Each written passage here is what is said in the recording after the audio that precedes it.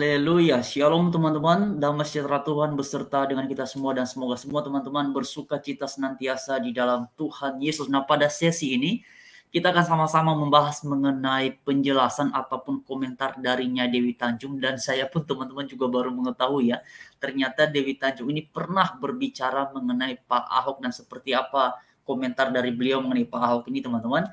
Kita simak terlebih dahulu dan nantinya kita bisa melihatnya dari sudut pandang iman Kristen. Tapi sebelum itu kita dengarkan dulu apa yang disampaikan oleh Dewi Tanjung yang mengomentari terkait dengan Pak Ahok atau Pak Basuki Cahayapurnama seperti yang ada di layar kalian semua.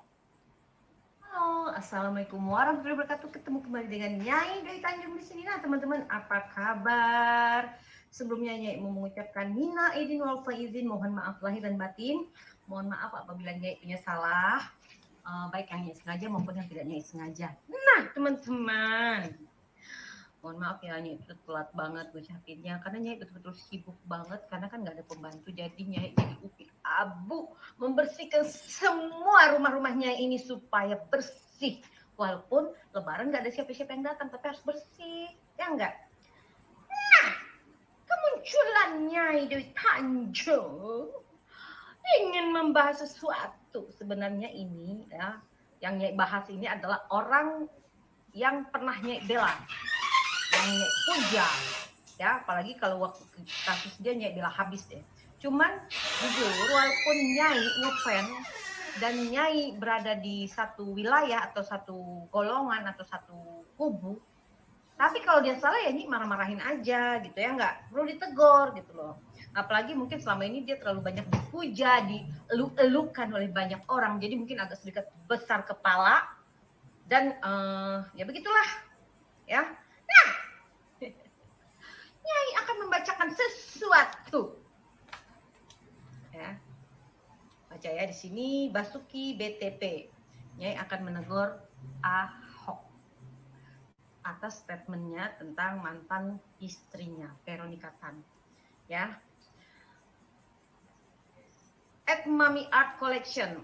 Amin, tentu untuk yang lengkap iya. Ada bonus pintar acting flying victim, main pencitraan, dimanfaatkan berkali-kali, malahan makin berani berbuat tukang nipu dari sejak menikah.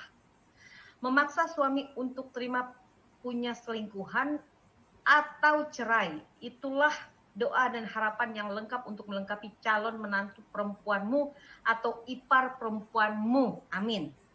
Wow. Di sini judulnya Ahok ngamuk di sosmed sebut mantan istrinya Veronica Tan penipu ulung dan jago pencitraan. Oke, gini loh ya. Ini jujur gak suka dan tidak setuju dengan caranya Ahok menyatakan ini di media sosial. Ya, gini loh Ahok, gue mau ngomong sama lo ya. Gue gak suka kalau ada orang-orang kayak gini-gini gitu. Gue maunya, walaupun lu punya masalah dengan Veronica Tan, jangan lu umbar di media sosial. Ya, karena apa? Lu tuh sekarang public figure, orang semua kenal lu, orang tahu lu siapa lu gitu. Jadi gue ngarepin lu supaya lu tuh jangan terlalu jangan terlalu banyak ngomong lah ya. Lalu juga gini loh, apabila benar mantan bini lu itu Veronica Tan itu katanya penipu ulung dan jago pencitraan, kenapa nggak dari dulu lu ceraiin, ya? Lu ingat loh, ya? Lu dari nol itu bersama Veronica Tan. Lu jadi bupati di Bangka Belitung juga, yang dampingin adalah Veronica Tan, bukan Puput. Lalu di saat lu jadi anggota DPR RI, lu juga yang dampingin adalah Veronica Tan, bukan Puput. Di saat lu dicaci maki, dihujat, difitnah, dihina oleh tuduhan penistaan agama oleh kelompok 212 pendukung Anies Baswedan, ya, gue mau nanya sama lu, yang ada di sebelah lu siapa? Veronica Tan kan? Yang ada di dekat lu Veronica Tan kan? Ya, bukan Puput. Jadi sekarang kalau lu udah cerai sama Veronica, nggak usah deh lu jelek-jelekin, lu bilang dia penipu ulung lah, dia itu jago pencitraan lah, lu nggak cocok sama dia lah, nggak usah. Nah, itu dia teman-teman ya. Saya juga baru mendengar komentar dari Nyai Dewi Tanjung ini. Nah, ternyata beliau ini tidak setuju ya dengan pernyataan Ahok di media sosial itu yang kemudian juga sudah menjadi pemberitaan. Nah, teman-teman sekalian, di satu sisi memang ya kalau kita lihat di kalangan umat Kristen sendiri mengenai apa yang dialami oleh Ahok itu terutama dalam konteks keluarganya karena berpisah ya ataupun bercerai dengan Bu Vero ya. Di satu sisi saya melihatnya sebagai urusan pribadi lah ya sudah. Tetapi kalau di kalangan umat Kristen sendiri sebenarnya mengenai perceraian ini jelas ya.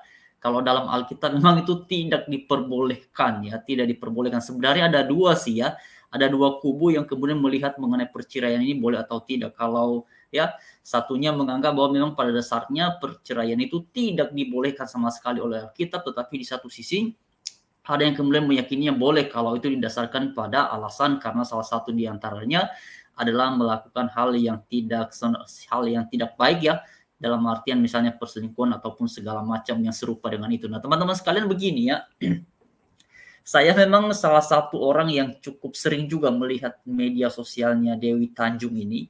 Ya, bahkan tadi di awal juga beliau mengakui bahwa dia adalah sosok yang pernah mendukung Pak Ahok ini ya, dan juga membela Pak Ahok, apalagi waktu yang lalu itu sekitar tahun 2017 ya. Pak Ahok ini kan terjerat dengan kasus yang dianggap melakukan penistaan agama. Itu kan ramai sekali, hampir semua rakyat Indonesia sepertinya sudah tahu informasi mengenai itu ya. Nah, kemudian seperti yang disampaikan oleh Dewi Tanjung tadi, ternyata salah satu yang kemudian mendukung ataupun membela Ahok ini adalah Dewi Tanjung. Tapi menariknya pada bagian ini Dewi Tanjung menyatakan secara tegas ya ketidaksetujuannya dengan sikapnya Ahok, yang mana kemudian Bu Dewi Tanjung ini ataupun Kak Dewi Tanjung ini kembali menguraikan kembali peran dari Bu Vero selama ya berkembangnya karirnya Pak Ahok terutama dalam politik. Nah, teman-teman sekalian, biarkan itu menjadi komentarnya mereka, tapi saya mau lihat ya bahwa sebenarnya kita pun juga tidak pernah menyangka bahwa pada akhirnya Pak Ahok dengan Bu Vero itu akan berpisah.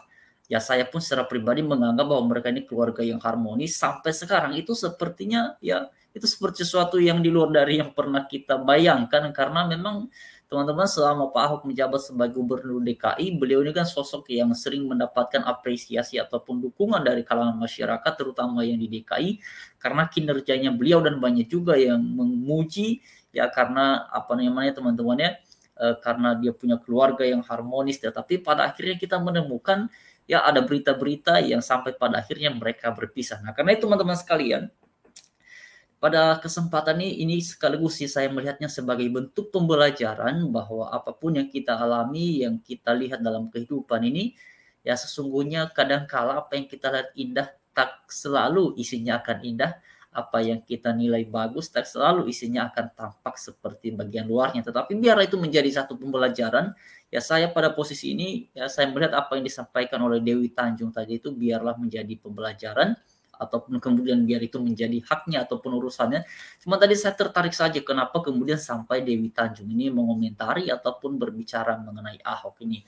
Nah, karena itu teman-teman sekalian, saya nggak tahu apakah kalian berada pada posisi ya sekarang masih penggemarnya Pak Ahok ataupun bagaimana, tetapi kalau kita lihat ke belakang beberapa waktu yang lalu itu ketika pemberitaan mengenai perceraiannya Pak Ahok dengan Bu Vero itu memang cukup intensif menarik perhatian publik, bahkan kemudian banyak juga orang yang merasa kecewa, terutama ini teman-teman yang Kristiani, karena di dalam perspektif iman kita orang Kristen pada umumnya dipahami bahwa berpisah itu tidak boleh kecuali satu hal, yaitu maut yang memisahkan. Nah, itulah yang kemudian menjadi ciri khas juga dalam keyakinan beragama umat Kristen. Nah, karena itu teman-teman sekalian, ya memang pada akhirnya kita kembali pada apa yang dikatakan oleh Alkitab bahwa sesungguhnya yang bisa kita jadikan sebagai teladan dalam menjalani kehidupan ini adalah Tuhan Yesus saja. Manusia tidak bisa kita harapkan untuk terus-terusan ya seperti yang kita rindukan, seperti yang kita harapkan. Pada saatnya mereka akan bisa mengecewakan.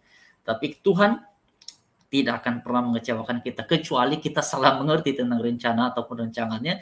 Tapi pesan saya teman-teman sebagai generasi muda, kita ini adalah masa depan gereja, masa depan bangsa juga. Yang mari terus belajar bersama-sama bagaimana menjadi insan-insan manusia, makhluk-makhluk Kristiani yang tetap berpedoman pada kata Alkitab. Kalau sudah dinikahkan, maka baiknya jangan pernah berpisah. Itulah yang patut kita renungkan, terutama bagi teman-teman yang sudah berkeluarga ataupun yang belum ataupun yang akan berkeluarga. Ini bisa kita jadikan sebagai pembelajaran karena Alkitab kita menegaskan bahwa yang boleh memisahkan apa yang sudah dipersatukan oleh Tuhan tidak boleh dipisahkan oleh manusia kecuali satu hal yang memisahkannya dalam maut. Karena itu teman-teman, mari terus belajar menjadi pribadi-pribadi sebagaimana yang Tuhan kehendaki. Terima kasih.